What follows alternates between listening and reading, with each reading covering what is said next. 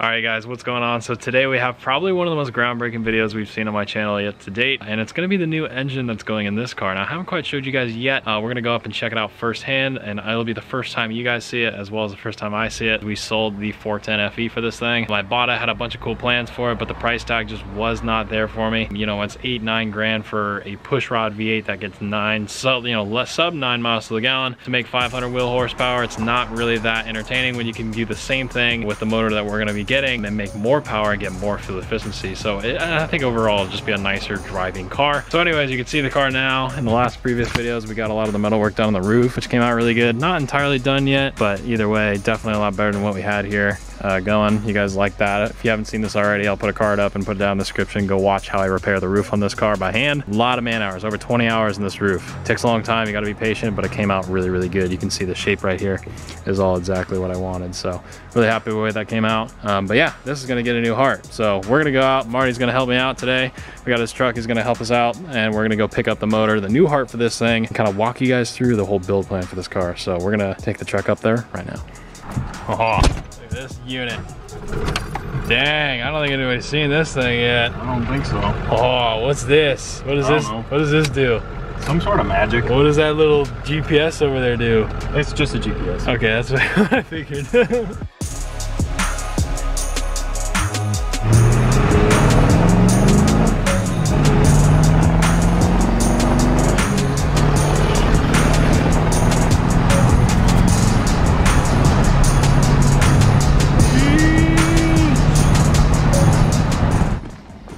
Oh boy.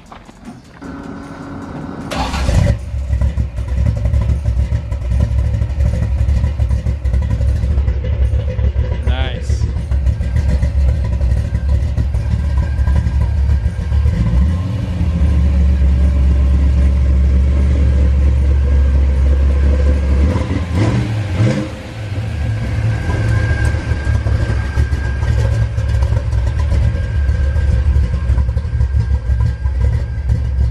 Sounds good.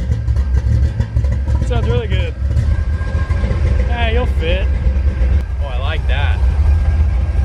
So let me show you something. Okay, so this is the automatic one. Yeah. These are like $400 or $500 I've seen. The 4-speed one has the hole further up and it's much bigger. Yeah. I've seen it as high as $1,700. So I bought some 8-inch aluminum plate. Already bent it. Fits perfect. Just gotta do the hole. Yeah, that's what I would do. Oh yeah. Yeah, it works. And I have that in here too because I still gotta find the neutral switch. Oh. The neutral switch I was like, oh nice, yeah. It's still there. So I can still run it. I gotta have that in here. Got it.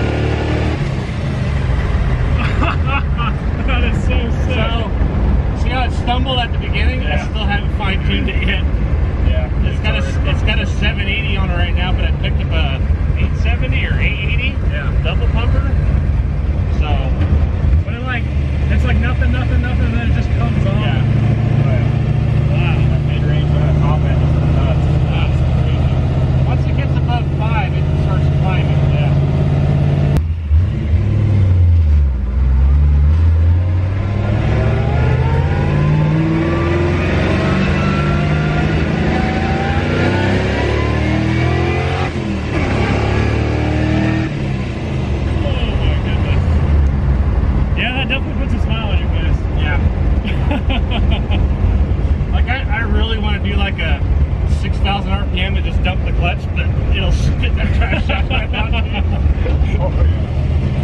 Soon. Yeah, soon. But I'll definitely put a safety loop in it because it's real close to that tunnel. Yeah, I was gonna say, I'm cutting my feet kind of over to one side. Oh my god.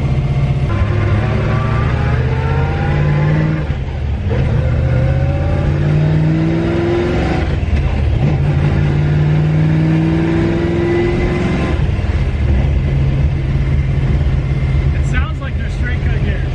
They are. They are, aren't they? Okay, that makes a lot more sense. Yeah, the guy I got it from spent a little bit of money. I bought the trans for $1,800. They talked them down for $2,700. Oh, that's pretty good.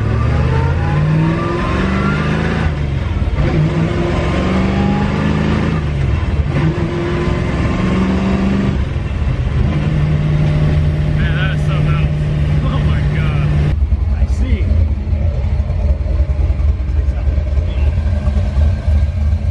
Oh my goodness. That is fun. That is really fun. Straight cut top loader.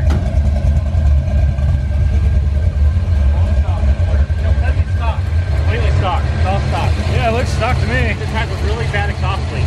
Yeah, that's it. That's why it's so loud. Wow. That's crazy. Wow.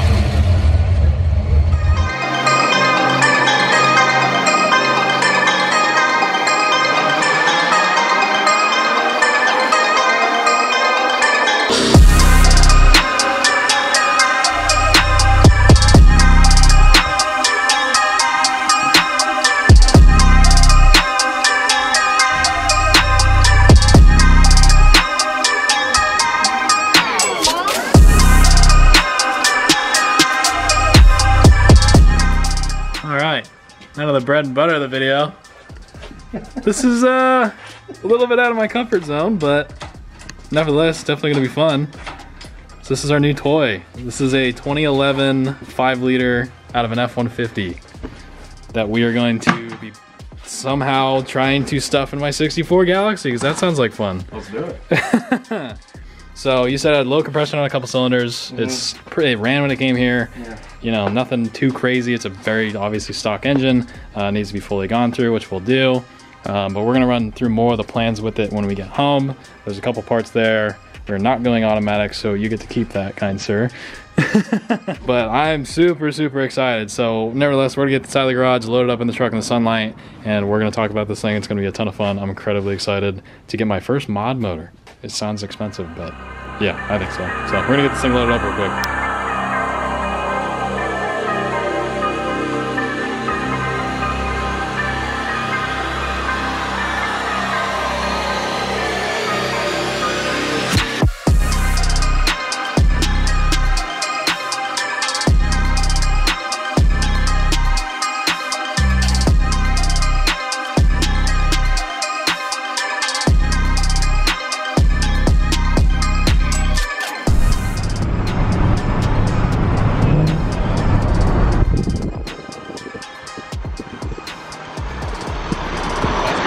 Boys.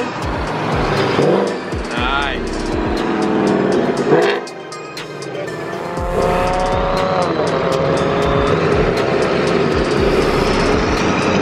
It's gonna be us, boys.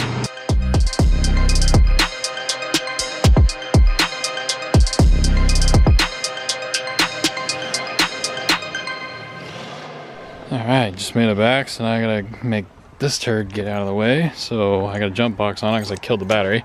Hopefully it starts. Probably won't because this car hates me, as both of my Galaxies do. See if I get lucky. What are the odds it starts? I'm gonna say like a 2 in 1 chance of it starting. I can literally hear the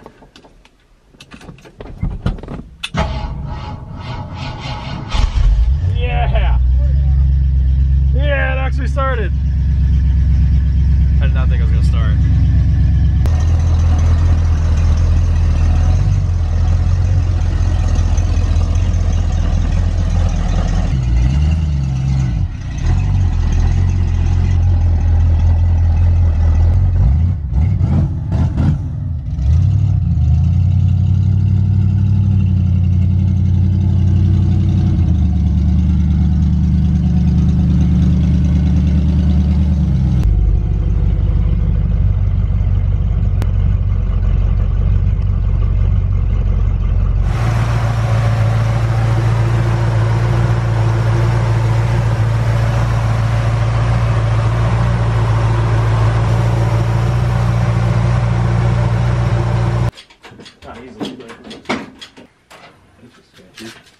OSHA approved.